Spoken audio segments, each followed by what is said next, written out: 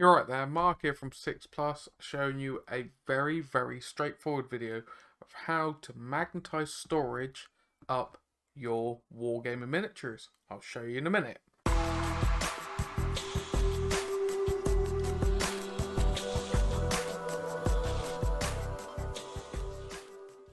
Okay, so this is going to be a very straightforward tutorial of how to use magnetic storage for your more delicate, more intricate, more dynamic miniatures. I first came into using this magnetic storage method with my Carriage and Overlords. If anyone knows about them, they're flying steampunky dwarves with very spindly joints, so on and so forth. They're not the best to put in your traditional foam casing. So, I started using magnetic storage through really useful boxes here because you can stack them up. And the nice thing is, you use certain literage. This one here is a 4 litre one. This is great for infantry. So as you can see here, I've got a lot in here and I've still got a lot of space for my fire slayers. I've been doing a lot of magnet working this morning. And I thought, wait a minute, I need to do a video on this.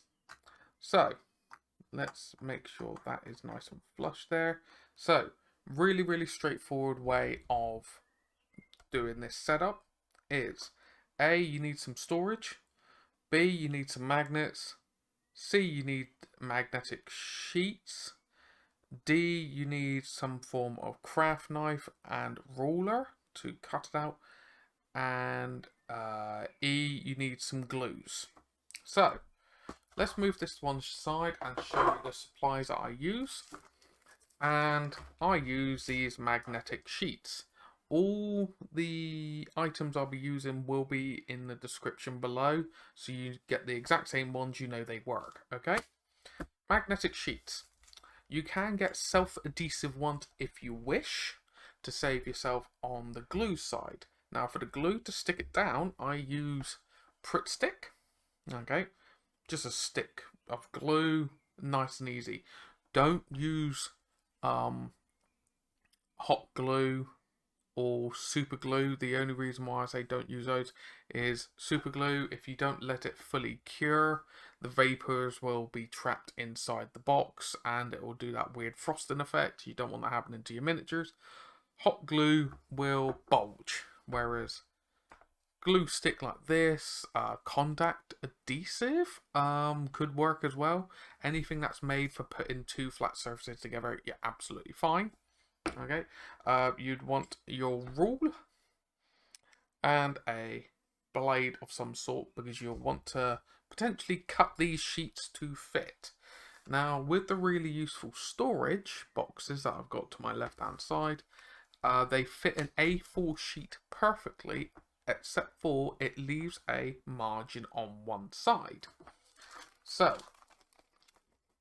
as you can see here, with the heroes that I've got on my right hand side here, let's move those out of the way. There is this little margin on the side, and now I've measured it, that is a 40mm gap. So all you've got to do is slice a section of your magnetic sheet, 40mm, glue it in place, and that's this whole section covered with a magnetic sheet. What you can do to have a stronger bond, because you're obviously not using sheet metal, you can double down on the magnetic sheet. So you put one, cover it, put another one down, and cover it again. Obviously, the thicker the magnetic sheets, more on it, the stronger the magnetic pull. The reason why I prefer this method over sheet metal method is sheet metal method can get quite expensive. You're having to cut actual metal, which can cause its own complications, cutting yourself, so on and so forth. And also, if you're not careful, your magnets could be so strong. I've had it where I've accidentally snapped the model. The feet were a bit too weak and it broke. So that's why I do prefer this method. And as you can see there, and shaking this around, none of the models are actually moving. Obviously, if I kick it, they're going to fly, but neither here nor there. So, let's move on to the magnets and how you would stick it onto the base of your minis. putting down magnetic sheeting, quite self-explanatory. However, I will point out these sheets here, obviously you get self-adhesive ones if you want to. If you don't get the self-adhesive ones, you'll get one side that's shiny and one side that's matte. Stick down the shiny side, keep the matte side up. It's a little bit, obviously it's not as smooth, so the models, the bases can kind of grip to it, shall we say. Okay, so now I've got some Carriage and Overlord models here. Some Thunderers for my Carriage and Overlords. So the magnets you can use for this one is I use 5mm by 2mm magnets.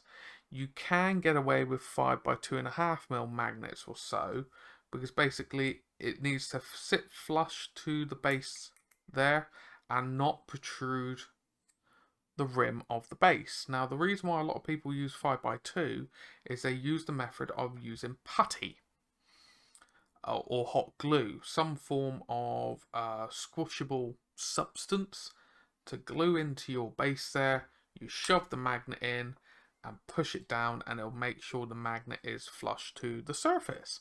You can use that by all means. Hot glue, Milliput, green stuff, some form of putty is absolutely fine. However, I found out just using this method here, it works absolutely fine.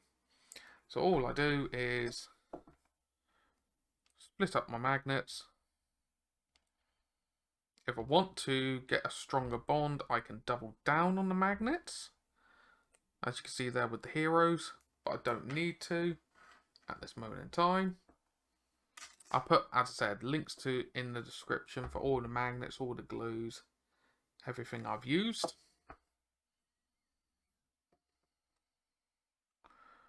Obviously use your common sense. If you are magnetizing up big models such as monsters, such as ships or anything like that, you can stay with the same depth, just get bigger circumference, bigger diameter magnets.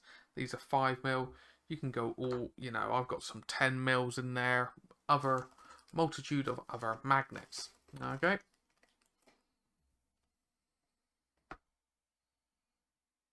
As you can see, I'll just glue it in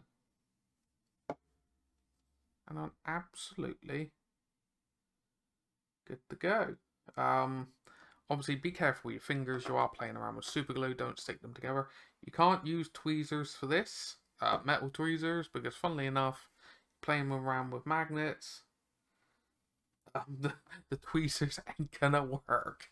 Alright, I know it sounds obvious, but I have met people in the past that were like, oh, it's like, how? Oh yeah, the magnet won't let go. There you go. Easy as that. Now, you may not see it on the camera here, but it's slightly lower than the rim of the base, but because of the magnetic pull, it's absolutely fine. And that's it. That's all you got to do. Just let it fully dry, so that super glue fully cures. If it's not strong enough for your own use, slap on some more magnets. But you got magnets galore that you can play around with. Okay, I got a whole pack of these, and I've never really had a problem. I use some of the thicker some of the fatter magnets for my ships, and they just do the job. Easy as that. So, hope this has helped you out. Just thought it'd be a very useful video for you lot. If you've enjoyed it, give it a thumbs up, please. Comment down below if you've done similar stuff for your own storage. Like and subscribe if you haven't already. It really helps the channel, helps the algorithm. YouTube's got a lot more interesting as of late with the algorithm, stuff like that. And social media links and affiliate links are in the description. Have a gander. All support is very much appreciated. But anyway, taking enough of your time. Thank you so very, very much for watching through to the end. Hope to catch you in the next one. Take care.